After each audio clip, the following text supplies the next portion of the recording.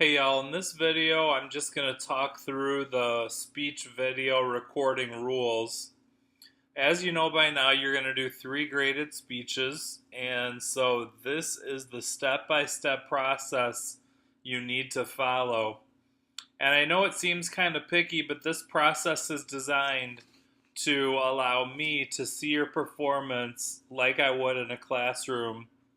And so it's a little tedious, I guess might be a word. I'm kind of an attention to detail guy.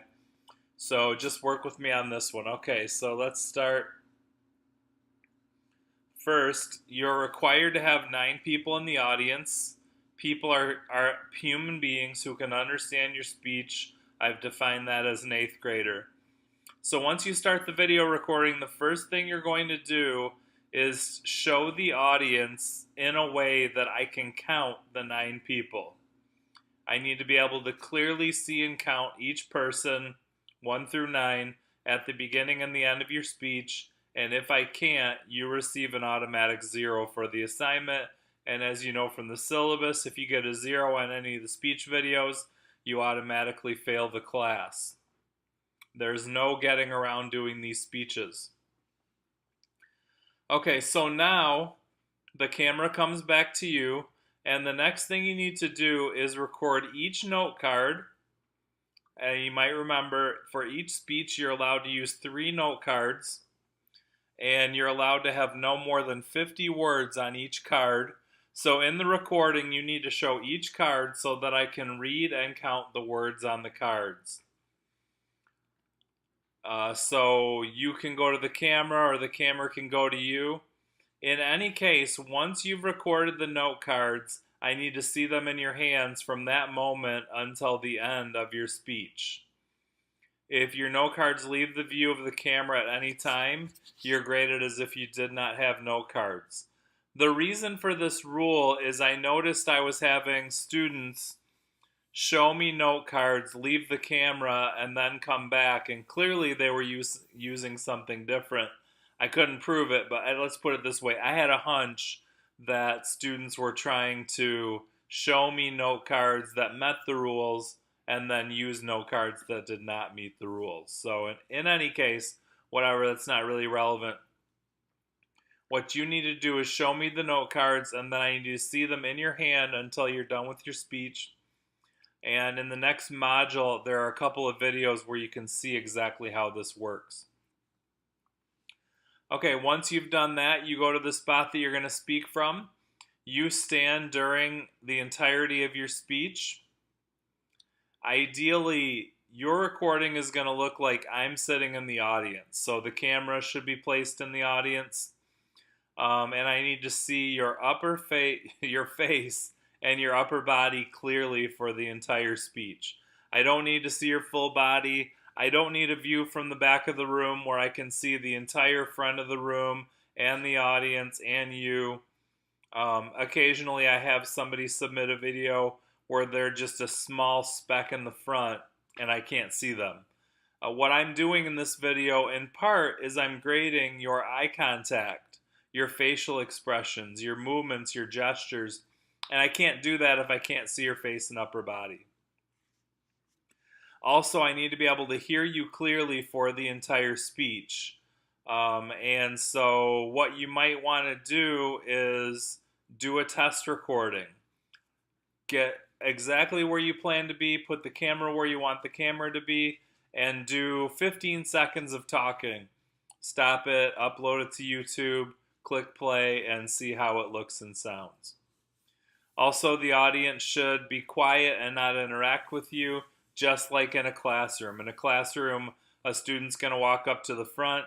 I'm going to tell them I'm ready. They're going to start doing their speech. Their fellow students sit quietly and listen attentively until they're done with their speech. Also, you should record and upload in at least 480p. Most smartphones can record in HD, and that's good, but I've noticed that if you go below 480, your video is going to be grainy. Don't zoom, don't pan. I basically want a steady shot of you from the waist up basically with the camera not moving. Don't have somebody hold the camera in their hand. I don't need action shots. I just need a straight on shot of you from the waist up doing your speech. Also, the other thing about that is that means that you shouldn't walk around so much that you leave the view of the camera. Also, please try to ensure that there are not any distractions. One in particular that's really difficult to deal with is smoke detectors with the battery beep going. So please make sure you've changed the batteries in your smoke detectors. If you've got kids, put them outside or put them downstairs, or do something to make sure they can be quiet during your speech.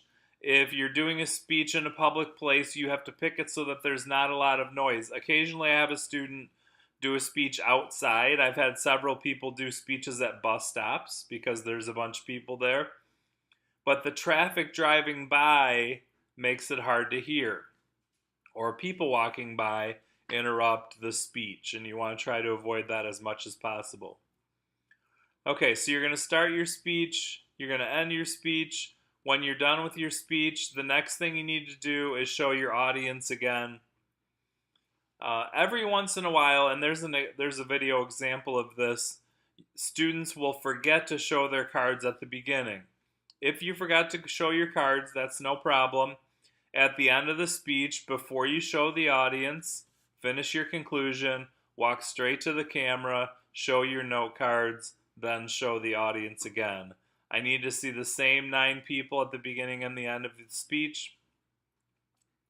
And then finally, there's no video, no editing of your video. I want to see one shot from the beginning to the end of this process with no cuts involved.